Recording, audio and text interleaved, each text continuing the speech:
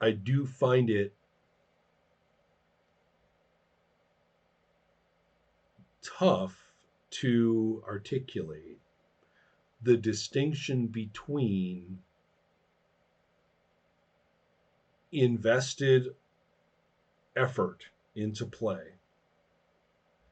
and control over the fiction. And I don't want that division only to be marked by dice rolls. Okay, there are lots of possible mechanics we could be talking about here. Some of them don't even involve dice. But what they typically avoid is anything that kicks us up into that didn't happen.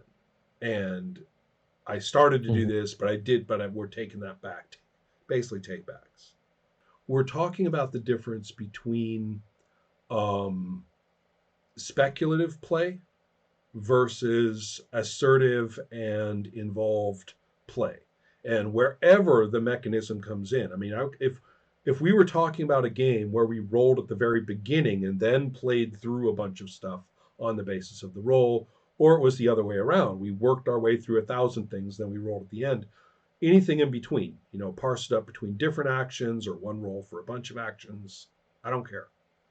Whatever mechanism, and whether it's not dice, maybe it's something where I get to say half and you get to say the other half, or whatever effect that is, effectively random in the long run. Um, Whenever you have these, wherever you put these mechanisms,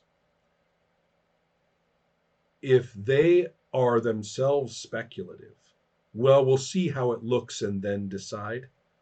For any of these mechanisms that I like to call the effect of bounce, the bounce is not a mechanic, it's an effect. It's when something has occurred over which no one person had full control, and there's a new now to deal with. You can even have randomizing effects which don't have bounce because they don't really set you back or reorient you. They're just like incremental something or other. So I'm talking about anything in which that bouncy effect occurs. It's at that point where it should play at that moment should not be speculative. It should be reoriented. I see. Yeah. Yeah. And there are ways for the post roll point spending to still be viable, right? I'm not trying to rewrite your system. I mean, you Right. do, if you want to preserve this, that the dice hit the table, an adjustment of what they say, or maybe a shift over to, what they do in terms of the consequences of what happens, or anything, whatever they do. Um, or maybe they do necessitate another role of some kind, but it moves things forward, right? Instead of revising what's there, Hmm. right? All I of see. those, I mean, so you could say, I mean, to keep it as close to your system as possible, say, all right, I'm generating an Adharma point and I'm going to roll those dice again. And perhaps it is, uh, it's going to be a new roll. I mean, we stated the consequences that they do occur, but then this roll gives us the final consequences. And the interesting thing about it in this case is that the points for both rolls would count. Do you see how that hardly Yeah. changes your actual system at all in terms of actually picking up the dice and using them? In fact, it doesn't change it at all, but it changes the attitude toward the fiction immensely. Yeah. I see. And by definition, doing it also drives the content one more roll toward the finishing of the conflict. So it's quite Yeah. toothy. It's quite toothy. Yeah. Um, Okay. and it preserves the mechanics of the reroll of the probabilities. That's what I wanted. It preserves the probabilities that you currently have in place, Yeah. Yeah. I see. right? Uh, So that to me is probably the softest and most precise readjustment of the notion of what your dice are doing. hmm while preserving what they are. Right. Um, so, but do you follow my logic in that suggestion? We're not Yeah, talking yeah. about, I yeah, totally get yeah. that. So that's Eh, kind of where I was going with your inside the fight resolution thinking, right at this Yeah. time. Um, Yeah, it makes sense. And once again, I think it's one of those things where like how I run the game and how we play it. Um I I think back and there have been a couple of times that are like that, but most of the time we don't play it like that. I right. think it's like how I think about it versus how it comes out. It's different. Hmm. Because as we've talked about, what we do at the table is what matters. That's the Right. thing that Right. occurs, right? So just because I think of it all that this is the way that it is doesn't mean that that's the way we do it. Right.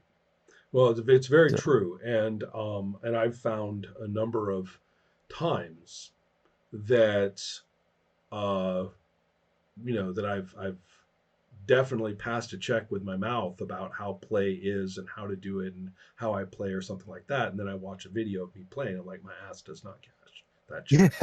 right. Yeah, yeah. Right? Mhm, So that is something that we all learn. I think it's normal, basically. I think that is mhm. the case. But the good news is the other way around. When you're struggling to articulate what you do and you're using language that seems like the way people talk about these things, and we've written it out, and on paper it's actually not that great. But then Mm. we see it's the other way around. Then you watch the video of you playing, and you go, "Oh, well, that's really good. Why didn't I write that down?" Yeah, Right? yeah, exactly. So that's kind of the level of critique that I'm kind of aiming at here. So so I think you're on the right path, certainly. I think, and this may be a big job, Okay. um, that it might be extremely useful for you to start a new file, or even better, literally. I mean,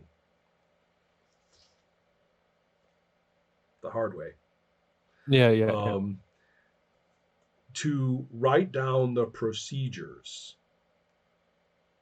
whatever chunks of procedure you want, whether Mm, it's the action sequences or resolutions, or whether it's character creation, or whether it's the initiating of scenes, or what all these different things that you've talked about. Writing it as procedure with no attempt to explain or sell it, or to convince, right? No attempts to explain, to reassure, to enthuse. In other words, it's not a manuscript. So I'm not talking about writing manuscript at all. I'm talking about writing out precisely what you do. And if there's a desperately important concept that goes with one of those that you find that you have always had to say every time you've ever played it with anybody, well, write that mhm. down. Right. But That makes yeah, sense. but that's it. And so if you do that, I have found this to be remarkably difficult. First, to teach myself to do, and then second, to teach others to do, like in my classes. Um, if I say to somebody, okay, or I say to everybody, I say, all right, the next activity that we're going to do, now that you've each arrived with this set of mechanics that we're working on, simply instruct, okay, you instruct that person just what to do. And myself included, I found that when we did that in that particular class, every single one of us just fell apart and started blithering about setting and why and how you made this character, and just could not spit out, do this, do that, do the other thing when you want to hit the dude with the sword. It really, the difficulty to discipline yourself to just do that is quite surprising. And so if you, with a game as now, I know that you've sandblasted it, but with a game with as many conceptual parts to it as yours, and you have a lot of choice in character creation. You have what with the different, paths, life paths, effectively, and stuff like that, and different locations that the character may be from. How far you want to push the character, through the paths. So that's a whole lot of choices going in there, a whole systemic approach. Everything you got at the different levels of resolution, moving from scene to scene, right? Resolving entire situations inside scenes. The confrontations can be multifaceted, and they can be, and you sometimes don't know how long they're going to go. It could be cut off quickly, or it could be suddenly turn horrific. And the doomsmiths like, guys, you've had it, you're done, you've lost, right? Mhm. But you don't know about that going in, which is good. My point being is that there's all these mechanisms and statements from everybody that play into these. And then you have these larger scale decisions about darkening the world and the impact back on your own mechanics, if I recall correctly. So, with all of this happening,